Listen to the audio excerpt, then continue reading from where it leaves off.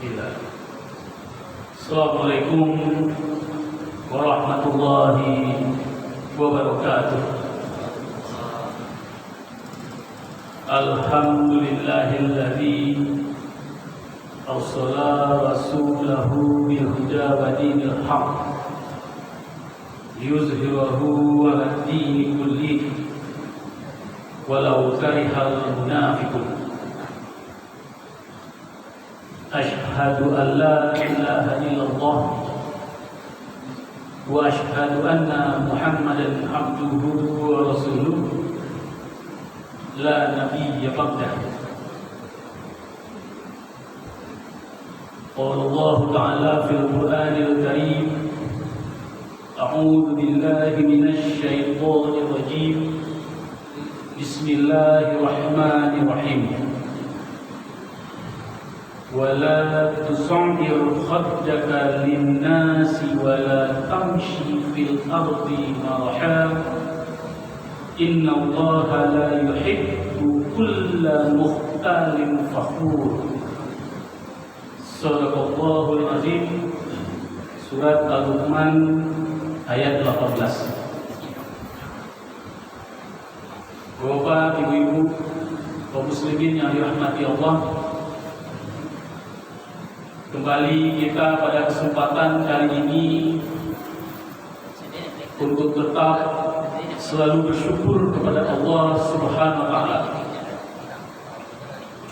yang mana sampai saat ini Allah Subhanahu wa Ta'ala tak bosan-bosannya mencurahkan rahmat dan karunia-Nya kepada kita semua, sehingga dapat kita pastikan siapapun orangnya, apapun gelar yang ia raih, serta bagaimanapun pandangan orang terhadapnya di tengah-tengah masyarakat, jangankan untuk membayar nikmat-nikmat Allah tersebut, menghitung saja tidak punya daya atau kekuatan manusia itu, Pak. Sebagai bahan perenungan kita setiap detik, dalam rangka selalu tetap bersyukur kepada Allah, kita sebut satu nikmat saja yang masih kita terima baiknya dirahmati Allah, yaitu Allah masih memberikan nafas kehidupan bagi kita. Kalau coba kita bandingkan, walaupun perbandingan ini tidak seimbang dengan hasil ilmu pengetahuan manusia dalam menciptakan tabung oksigen untuk manusia dalam membantu bernafas ketika di saat sakit, cara kerjanya, Pak, tidak sama atau berbanding lurus dengan nafas kehidupan yang diciptakan Allah untuk manusia. Satu tabung oksigen itu harganya sekian ratus ribu rupiah. Kalau kita dirawat sekian hari atau dirawat inap di rumah, harus menggunakan tabung oksigen untuk memperlancar nafas kita, berarti sudah belasan atau puluhan tabung oksigen yang harus kita gunakan dan harus kita bayarkan sekian juta kepada pihak rumah sakit. Tetapi Allah Subhanahu wa Ta'ala, mulai kita muncul di muka bumi ini sampai usia kita puluhan tahun, kalau itu apa? Tabung oksigen tadi, alabara jumlah tabung oksigen itu, Pak, yang diciptakan Allah untuk manusia. Lagi-lagi, kalau kita hitung dalam bentuk uang atau materi, tentu ini yang kita sebutkan tadi, jangankan untuk membayar nikmat-nikmat Allah, menghitung saja tidak punya daya atau kekuatan manusia. Belum kita sebut nikmat-nikmat Allah yang lain, yang sampai detik ini masih kita terima. Maka dari itu, Bapak Ibu kaum muslimin yang dirahmati Allah, harga mati bagi kita sebagai manusia yang berakal dan beragama, untuk setiap detik selalu bersyukur dalam keadaan apapun kepada Allah Subhanahu wa Ta'ala. Kemudian selawat berikan salam kepada Nabi besar Muhammad sallallahu alaihi wasallam. Bapak, ibu-ibu, kaum muslimin yang dirahmati Allah, surat Al-Luqman ayat 18 kita bacakan di awal tadi artinya. Dan janganlah kamu memalingkan wajah dari manusia karena sombong atau takabur. Dan janganlah berjalan di muka bumi ini dengan penuh keangkuhan. Sungguh Allah tidak menyukai orang-orang yang sombong atau takabur dan sekaligus membanggakan diri. Bapak-bapak, ibu-ibu, kaum muslimin yang dirahmati Allah, salah satu penyakit hati yang menghambat kita selalu mendapatkan hidayah dari Allah adalah sifat takabur, sombong, dan membanggakan diri oleh siapapun manusianya, mau Islam, mau non-Islam, orang kaya ataupun orang miskin, orang berilmu, alim ataupun orang awam, berpotensi memiliki penyakit hati. Tapi ada yang menarik menurut Imam Al-Ghazali. Kalau kita baca dalam karya monumentalnya Ihya Ulumuddin itu, Al-Ghazali menafsirkan Al-Luqman ayat 18 ini adalah bagi mereka sangat berpotensi untuk takabur dan sombong itu adalah yang memiliki kelebihan-kelebihan atau potensi-potensi diri yang dia gunakan di dalam kehidupan manusia. Kita ulang, kata Imam Al-Ghazali yang sangat berpeluang besar, manusia itu terjebak kepada sifat takabur atau sombong membanggakan diri itu adalah bagi mereka yang memiliki potensi-potensi kelebihan-kelebihan yang dia dapatkan dan dia terima selama hidup di dunia. Ada dua, kata Imam Al-Ghazali. Ada dua takabur dalam urusan agama, dan yang kedua takabur dalam urusan dunia. Takabur dalam urusan agama disebabkan karena dua hal. Lagi-lagi ini adalah sebuah potensi yang dimiliki oleh manusia. Yang pertama, takabur dalam urusan agama itu adalah karena memiliki ilmu baru. Ustaz, ulama, ilmuwan. Kalau manusia tidak hati-hati ketika memiliki kelebihan ilmu, maka dia akan terjebak kepada orang yang merasa paling pintar, merasa paling hebat, merasa paling suci, merasa paling hero, dengan sembari mengatakan tidak mau mendengar, tidak mau menerima masukan-masukan, nasihat-nasihat dari siapapun dan dari manapun. Tidak berlaku bagi orang kategori pertama ini kata-kata hikmah Ali bin Abi Thalib, unsur ma qala wala tanzur man qala. Perhatikan apa yang dikatakan orang, tapi jangan lihat siapa yang mengatakan. Bagaimana mungkin orang yang kategori pertama ini, Bapak Ibu yang dirahmati Allah, akan mau menerima masukan, akan mau menerima kebenaran dari siapapun dan dari manapun, karena menganggap dirinya adalah merasa sudah paling pintar dan paling benar. Kita bandingkan dengan tafsir minal Quran karangan Murtada Mutahari, Bapak Ibu.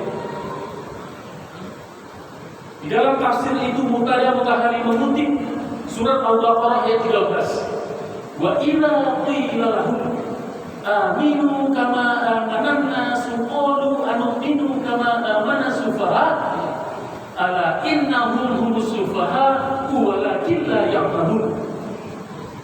Dan apabila dikatakan kepada mereka, hum itu adalah orang-orang yang berilmu, kita sebutkan tadi. Berimanlah kamu seperti orang-orang lain beriman.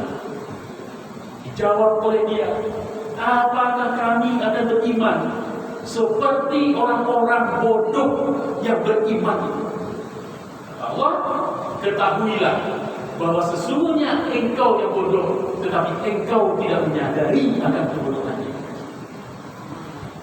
Bapak Ibu kaum muslimin yang dirahmati Allah, menarik dari Muqtadah Mutahari ini mendefinisikan, memaknai kata-kata orang-orang bodoh atau as-sufaha itu. Dan ini sama dengan penafsiran Imam Al-Ghazali dengan orang yang kita sebut sombong yang berilmu tadi. Siapa mereka Bapak Ibu yang dirahmati Allah yang disebut oleh Imam Al-Ghazali orang yang berilmu itu? Ternyata dikuatkan dalam tafsir Muqtadah Mutahari ini adalah orang yang memiliki setengah-setengah sakaret informasi atau ilmu pengetahuan. Orang yang benar-benar berilmu, dan ilmunya itu didasarkan dengan nilai-nilai substansi agama, sangat menjunjung tinggi sebuah kejujuran, sangat menghargai orang lain, sangat menerima kebenaran dari siapapun dan dari manapun. Kalau kita bandingkan Pak, orang Hindu Banapa tidak ada membuat kerusuhan di tengah masyarakat karena akalnya tidak berfungsi sama sekali. Orang yang benar-benar awam atau bodoh, yang belum ada ilmunya atau masih sedikit sekali, masih mau menerima kebenaran dari orang lain. Tapi orang yang setengah waras, Bapak Ibu, setengah gila, itulah mereka orang-orang yang menganggap dirinya berilmu dan merasa paling pintar, dan orang lain ilmunya tidak ada sama sekali atau sama. Jadi pilihan kita di dunia ini cuma dua, Bapak Ibu yang dirahmati Allah. Benar-benar waras atau benar-benar gila. Jangan setengah waras. Karena setengah waras itu adalah ini yang disebut oleh Imam Al-Ghazali, orang yang merasa paling suci, paling pintar, karena menganggap dirinya sudah berilmu, padahal ilmunya masih setengah-setengah. Inilah yang disebut Imam Al-Ghazali, karena ilmu orang terjebak kepada sifat takabur, sombong atau membanggakan. Yang kedua, Bapak Ibu yang dirahmati Allah, karena amal. Saya tertarik Bapak Ibu, ada seorang pemimpin Islam Al-Kashafai. Beliau mengatakan, sembunyikanlah perbuatan baikmu seperti halnya perbuatan burukmu tidak ingin dilihat oleh orang lain. Ini banyak kita temukan. Kita melakukan amal-amal mahdoh, tetapi sadar atau tidak sadar, yang awalnya tidak ada unsur untuk membanggakan diri atau dia, maka tiba-tiba amalan ibadah mahdoh kita itu kita sampaikan melalui media sosial. Padahal ibadah mahdoh itu adalah sifatnya sunyi, kata Kasyafani. Kalau ibadah itu sunyi, itu adalah urusannya individu manusia dengan Allah Subhanahu wa Ta'ala. Kenapa ibadah yang sifatnya sunyi itu yang langsung jalan tol kepada Allah untuk kita sampaikan dan sosialisasikan kepada manusia-manusia lainnya melalui perantara mereka? Kata Al-Kashafani, ini berpotensi amalannya itu terjebak kepada orang yang takabur.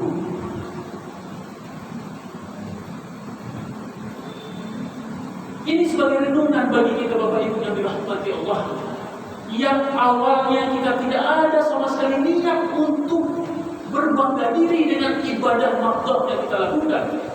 Tetapi ketika dia tersebar di tengah-tengah masyarakat melalui perantara-perantara di zaman sekarang, media sosial, banyak sekarang kita temukan mengupdate status di Facebook atau di WA. Alhamdulillah, tenang jiwa ini setelah melaksanakan sholat tahajud. kemudian berselfie di depan Ka'bah ketika pergi naik haji ke Mekah.